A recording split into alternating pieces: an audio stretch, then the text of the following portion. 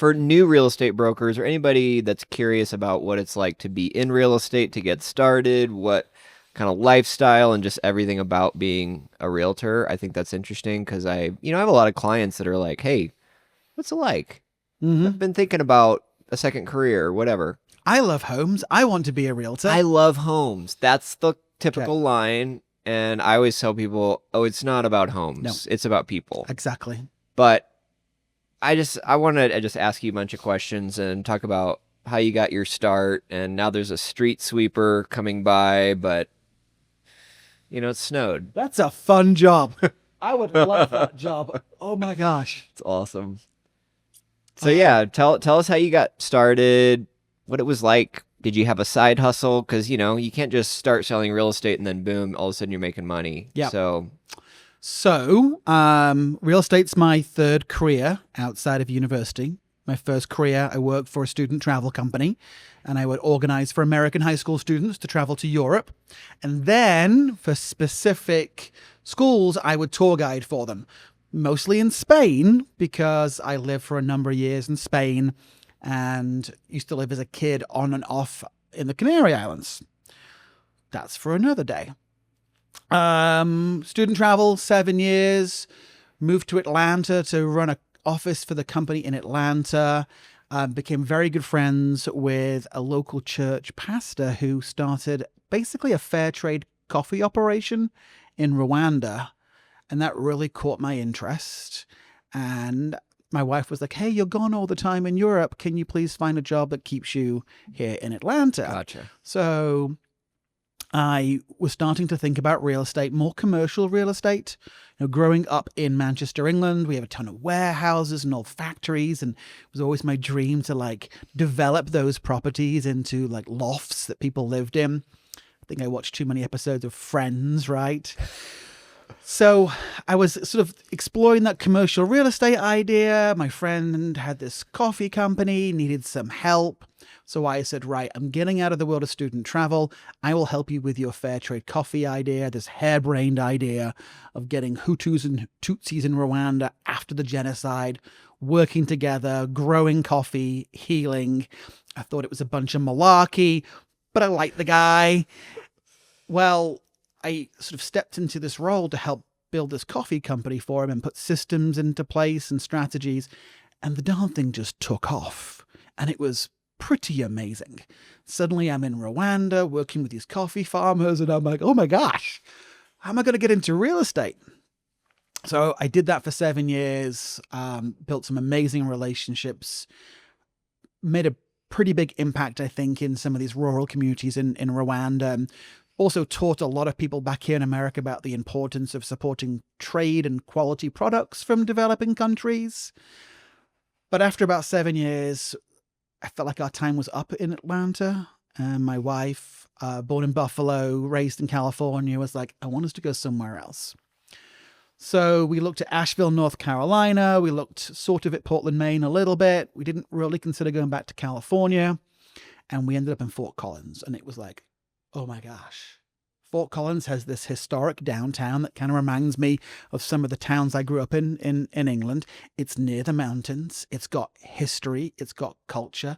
My wife loved it. There was a fish and chip shop, an English pub. I mean, it was like God did this just for me.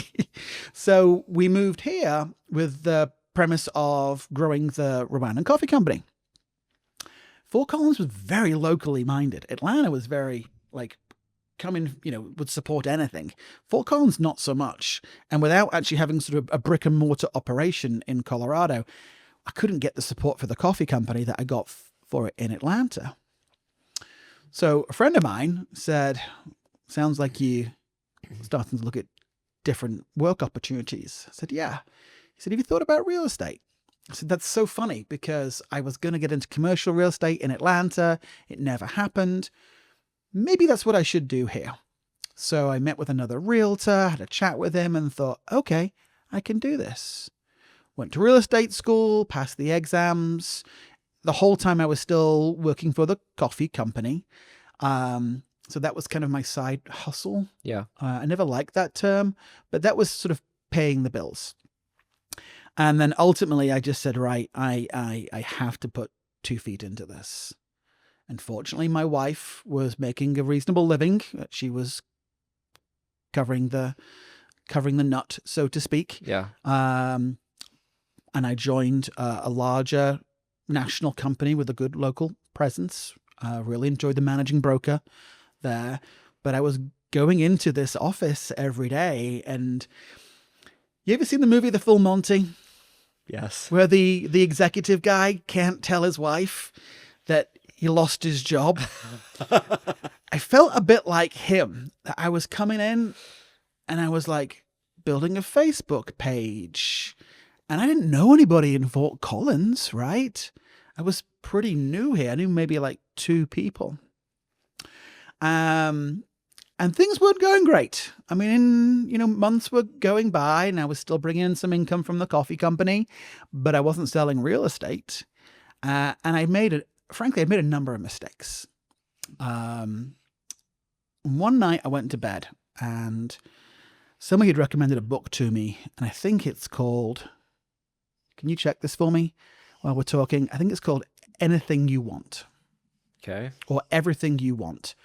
And I don't love the title of that book, but it's a very short book, and it talked about how if you help people, Derek Sivers. anything you want. There you go. Yeah. I read that. It talked about if you help people, then that will help grow your business. Go in with a mindset of, I'm here to serve you, as opposed to, I need to sell you a house. I need to buy you a house.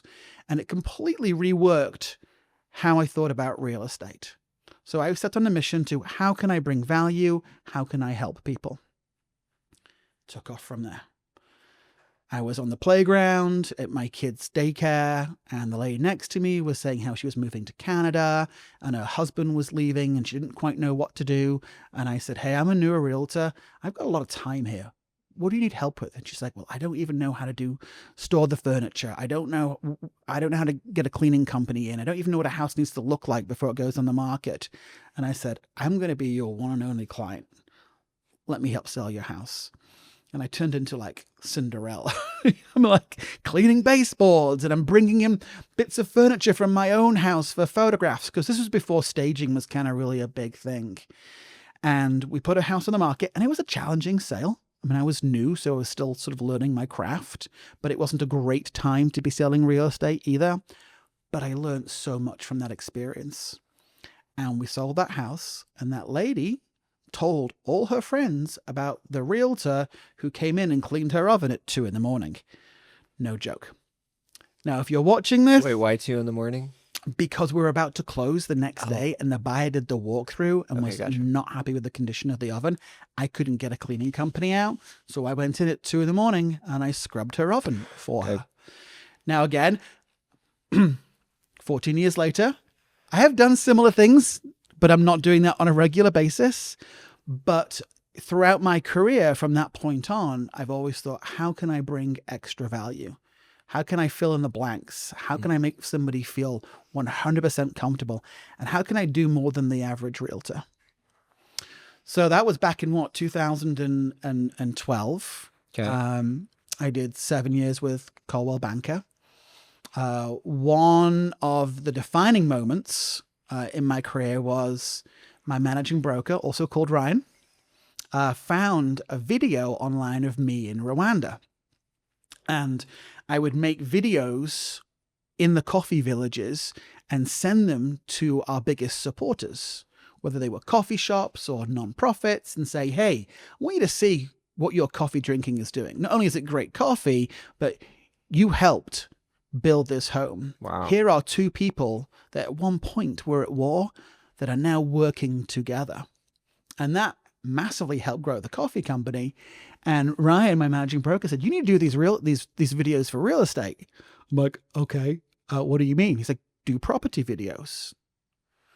So this was, again, back in 2012, and people weren't doing property videos. And I started to do them, and they were going up on Facebook. And I think other people that I knew and started to know in town and grow a relationship were seeing a realtor do something just a bit different, a bit more than what anybody else was doing. Yeah. And we're not talking about high-end homes here. I would do property videos on all my properties, but I would make sure first that we brought in the correct contractors that they needed.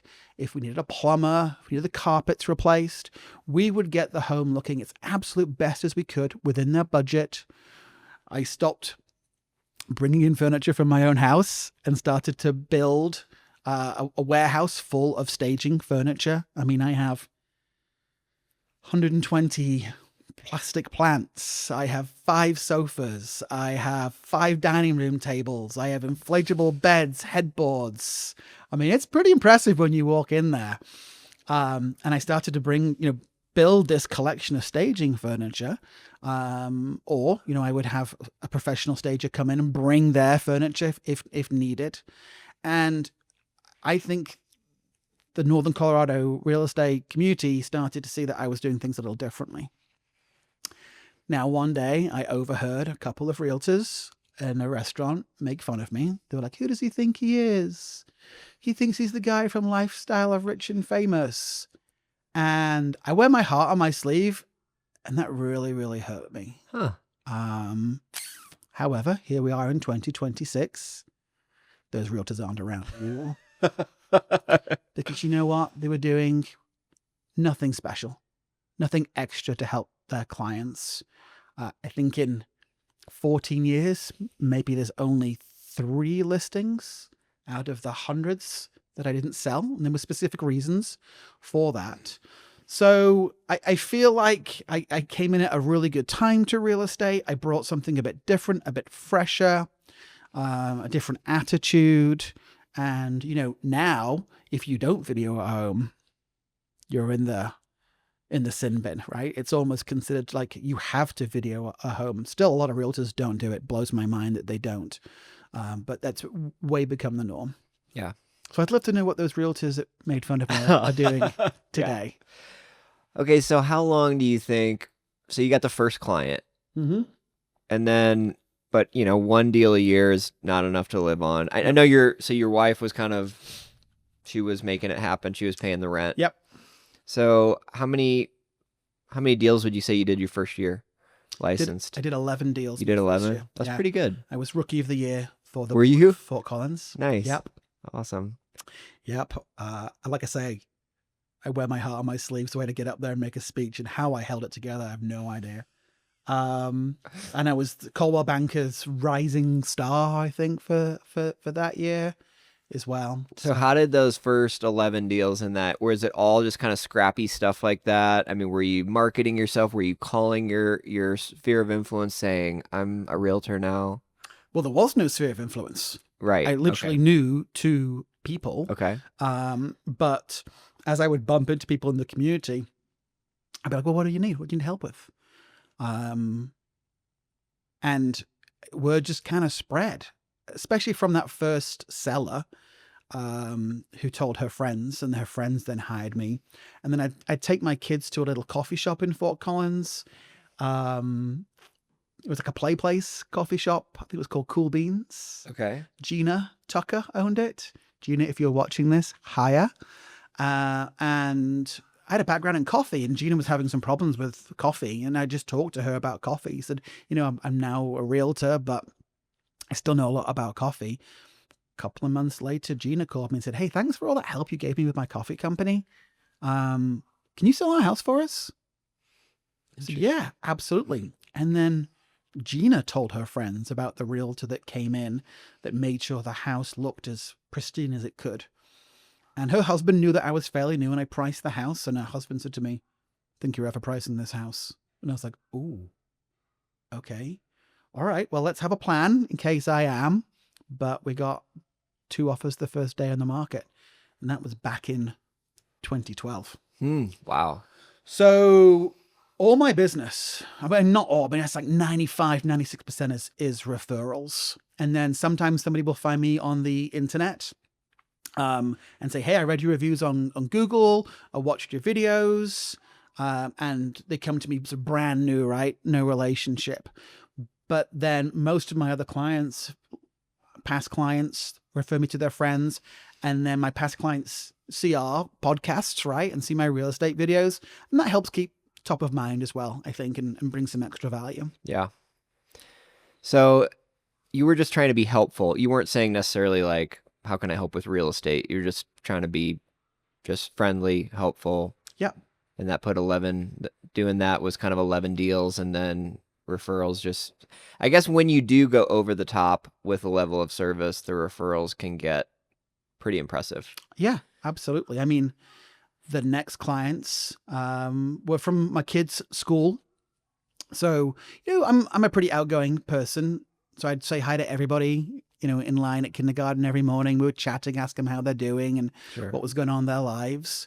Um, my next client, Dan, I mean, we went into his house and we put together a list of 260 things that he had to do to get the house ready. Hmm.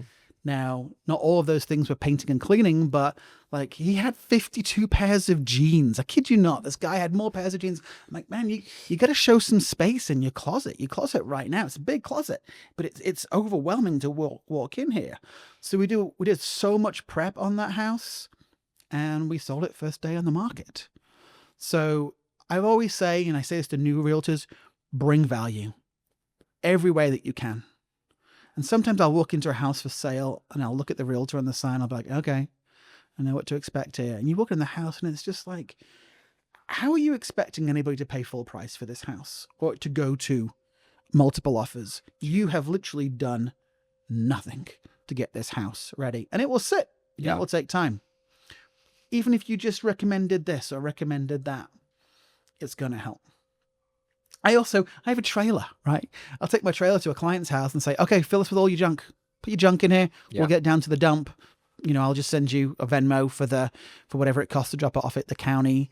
That's been super helpful as well. So just do what you can other than being the realtor that comes, has you sign a listing document and you put a sign in the yard. Yeah. And sadly, there's too many of those. That's really important to talk about because there are people get focused on, okay, let's, the marketing that we're doing for the house, and they get focused on the house itself, but there's so much that surrounds the real estate process. People get really overwhelmed and they're asking you about, okay, do I need to do this repair, and who do I hire for that? And really it's, you're coming in with kind of a suite of, look, everything that you're going to have to do, I've got an answer for you. I've got a person for you. I'm going to tell you if you need to do it or not to do it. And that's a different level. I think people can feel really taken care of, or they can kind of feel like they're sort of blowing in the wind. Well, these days, when you need to get work done on a house, a lot of people just go to the internet. Yeah. And they'll choose the first couple of companies that they see on Google. And those companies, yes, they can come out in 30 minutes and get something fixed for you, but they're charging you double. Where most good realtors have a mental Rolodex of people that just, again, like them, work off referrals, right? HVAC guys, plumbers, painters that don't need to advertise because they do such a good job and they make themselves readily available that they can just work off referrals, which is great. Yeah. What are some things that you would do different if you could do it again? That's a great question. I didn't understand the importance of networking with other realtors when I first got started. I thought the most important thing was getting out there to find buyers and sellers. Now looking back, if I'd built some closer relationships, there may have been some people that would have taken me under their wing and given me some opportunities and showed me the ropes. Probably should have got more involved with the board of realtors. We have a phenomenal board of realtors here that have, both our and the public's back. There's definite value to that. And there's all sorts of meetups that you can go to help get started. Yeah. I think that's really powerful. I have been really surprised at how much business I get from other realtors, especially since we started doing content, making podcasts and doing social media videos, because I feel like a lot of other realtors are probably more interested in what we're talking about because we're talking about real estate, and the average person is not buying a house every year, so they might scroll past, but a real estate broker is pretty interested. And I'm just always amazed that people are like, hey, it's just for whatever reason, I can't handle this deal. Would you handle it? And that's been super cool to see. So yeah, I totally agree. I think realtors are often like, other realtors are competition. But man, it's super powerful to network with people and just to be able to talk to agents about Yeah. a property, of like, hey, this is your wheelhouse, this property in this neighborhood. You sell a lot of them. Like, can you talk to me about it? And being able to pick up the phone and get people on the phone and talk through that stuff is super powerful. There's a lot of community amongst realtors There are. in Fort Collins. It's very different than Denver. I Right. don't, Yeah. you don't have that. And Denver agents will talk about how different it is. And It's cutthroat yeah, down there. And Denver agents are very happy to come up to do business in Fort Collins, which I think they only do because maybe they need a paycheck. yeah, I've been there, I get it. But I think it's really important to list where you live yeah, and not to stretch yourself. It's very, very rare that I'll work outside of Northern Colorado. When I've done it, it's only because I've done it for a long time client who may be leaving yeah. the community and knows me, trusts me, and I'll help them then. But if somebody calls me and says, "Can you please sell a home for me in Lodo?" I'm like, "No, but I know some really good realtors in Denver that can do that for you." Yeah. Let's talk about the lifestyle. I think people like the idea of being their own boss, being an entrepreneur, the kind of unlimited income potential. But the lifestyle, I think, is something that people don't think about a lot. I think especially when you start to get really busy, it can be a 7 day a week kind of Mm-hmm. a deal. You're always on call. When you leave for vacation, you have to get your business handled. You can't just leave. Mm-hmm. If you're in Mexico or wherever and somebody needs to write an offer on a house and it has to happen today, that's a tough spot to be in. So maybe you could talk a little bit about just that dynamic and Yeah. how you think about your life as a realtor that's doing very significant amount of business and what that takes. I would hasten to use the word lifestyle because that sounds like something off one of the TV shows. It's more like, how do you handle the work-life balance? And it's incredibly challenging. It really is. When you become successful in this industry, the expectation is that you work every day of the week. If you call my phone and you get a voicemail, it specifically says, "Hey, if you're calling at this time of the evening, chances are I'm with my family. I'll call you right back." When I sit down with my clients initially, I talk to them about work-life balance. And I ask them, when is it good and not so good to reach out to you? When are you available, not available? I'll tell them if I have an out-of-state trip coming up. So you try and plan ahead as much as possible. Doesn't always work. You and I were just chatting. I'm gone for a few days in spring break. Not an entire 7 days. And I've called a couple of my other realtor friends. Well, they're also gone as well. Plus, spring break is a terrible time to put a house on the market because a lot of people are gone, but there's always the one client. Yeah. And it's like, well, what do I do? So, I would, some advice to newer agents, I would say form relationships and partnerships earlier on. It doesn't have to be a partnership, but it can be a kind of a buddy-buddy situation. And you trade maybe a week on, week off, vacation time, that kind of thing, because it is hard to go away. And then with modern day technology, you can call people, you can text them, you can instant message them, you can email them. It's like from all sides, right? And I had somebody say today, "Well, I sent you a message on Instagram." Like, seriously? Did you send me a carrier pigeon too?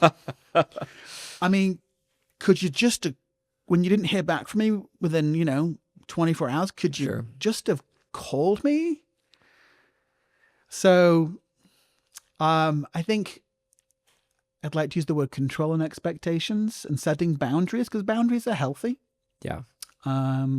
And on my contracts with my clients, it's like, please do not text or call me before 8 a.m. unless it's urgent because I'm making breakfast for my son. I'm feeding my dogs.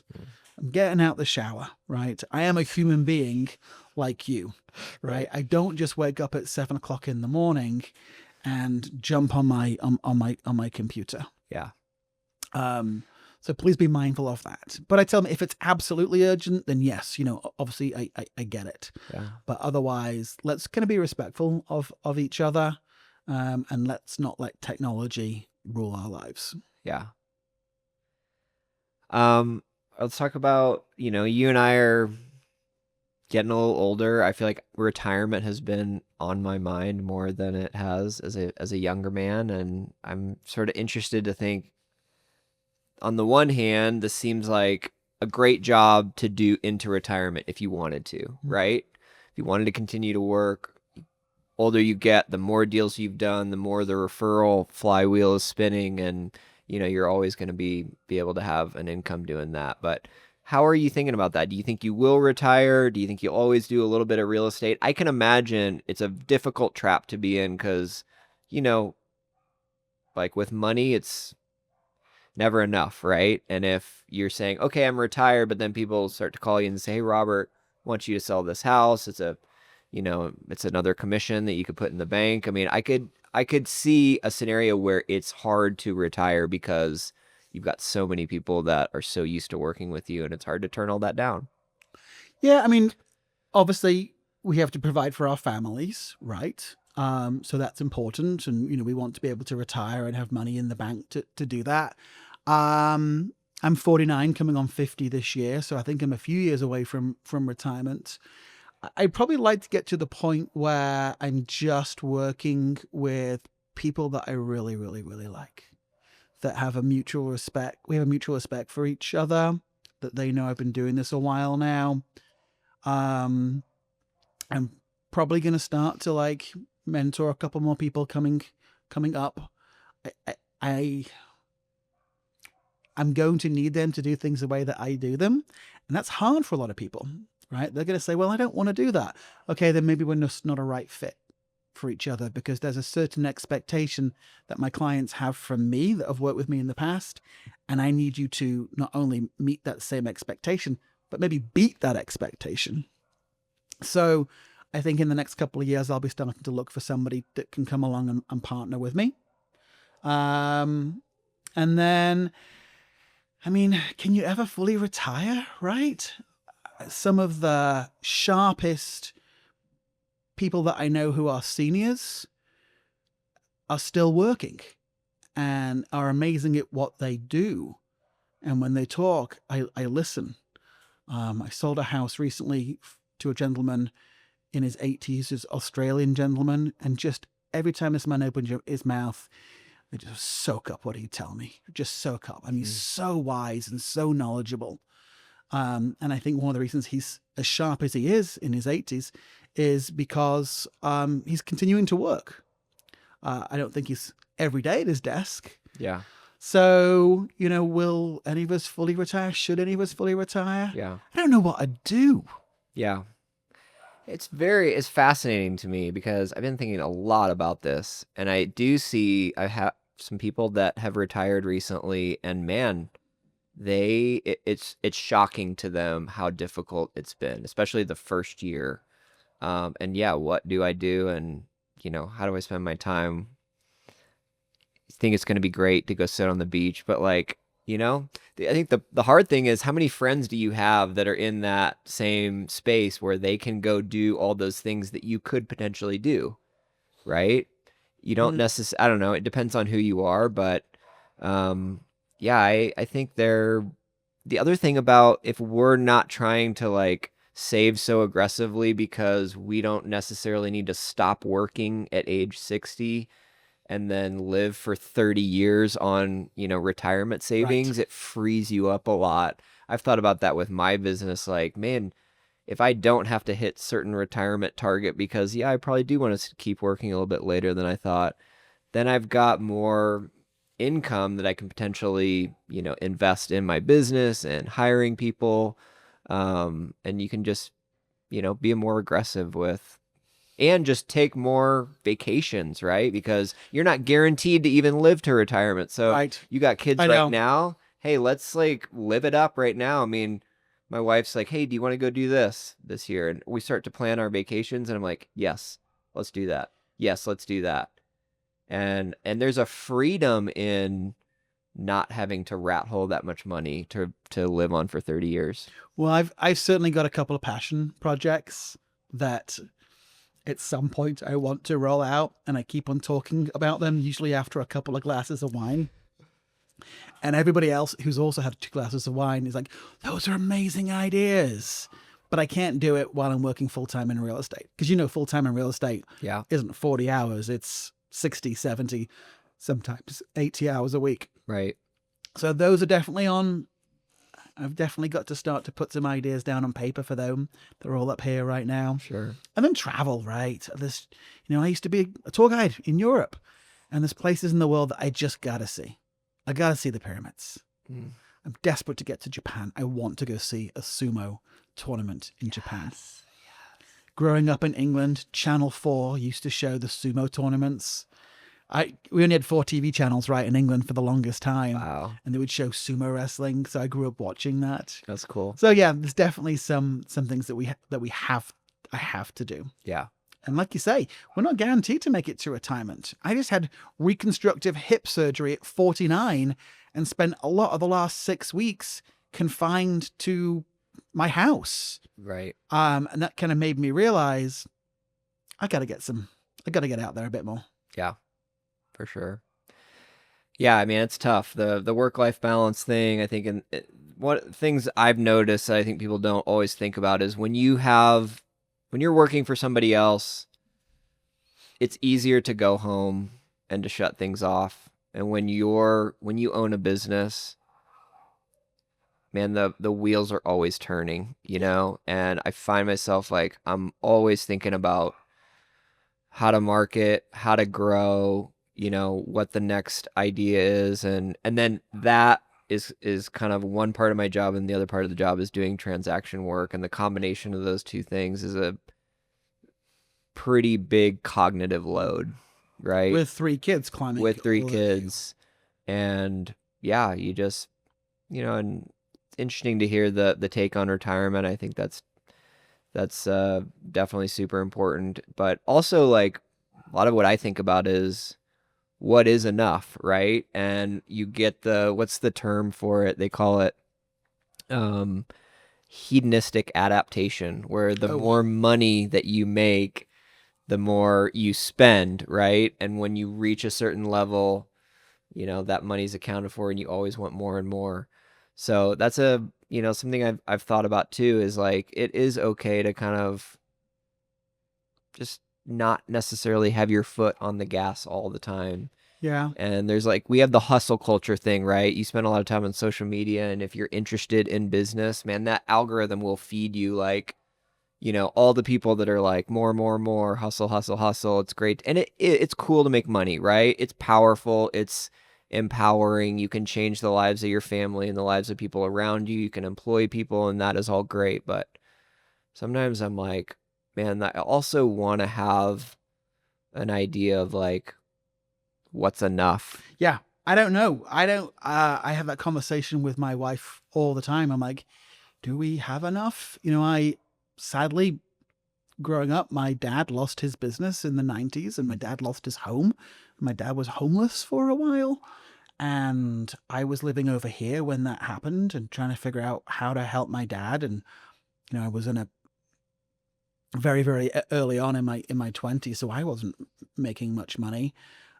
So that drives me a lot. And my wife says to me, Robert, we're not going to be homeless. We have money in the bank. We own property. We're okay. But still, that is in the back of my mind of like, Yeah. oh my gosh. And my dad was very successful in business. And then there was a change in the economy and a change in his industry. And suddenly he was holding on for dear life. So, yeah. And I've even talked to financial people and gone online and like, what is enough? Yeah. It depends, right? One of my favorite parts about this entrepreneurial journey that I've been on is I feel like, yes, the market, could tank or something weird could happen, and if I was unable to sell real estate for whatever reason, right?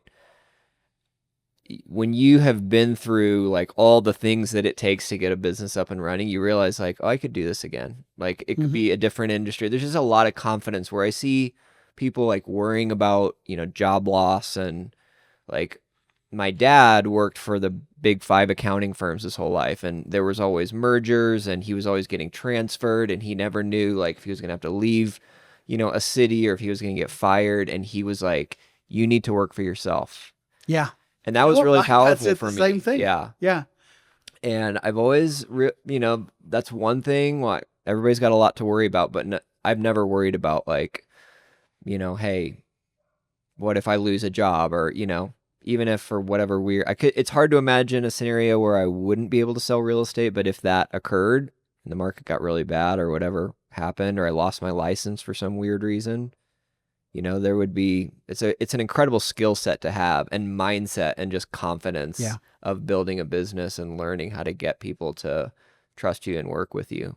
My dad said people always need food, shelter, clothing. So keep that in mind, right? Yeah. And here I am. I used to work in the coffee industry. Now, could people live without coffee? No, Right. probably not. Actually, I couldn't, Yeah. right? Right. But they need housing one way or another. Yep. And sometimes I worry about the market, but I know last year you said this 70 something percent of realtors didn't sell a single house last year. And last year was my joint second best year Nice. ever, right? It's It was incredible. a great year. Um, And that was a 20-year low in transaction volume last year. yeah, I know. I'm really fortunate. And we had some astronomical medical expenses last year, like astronomical.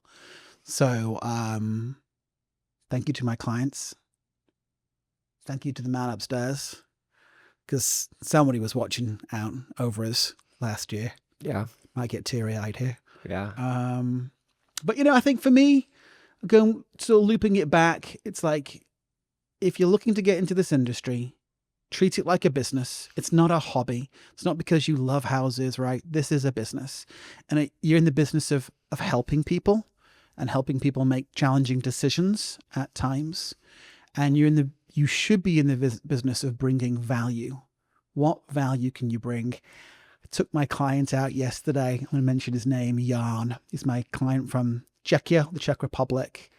And when I first met him, he said, Robert, just so you know, I'm the biggest in the world.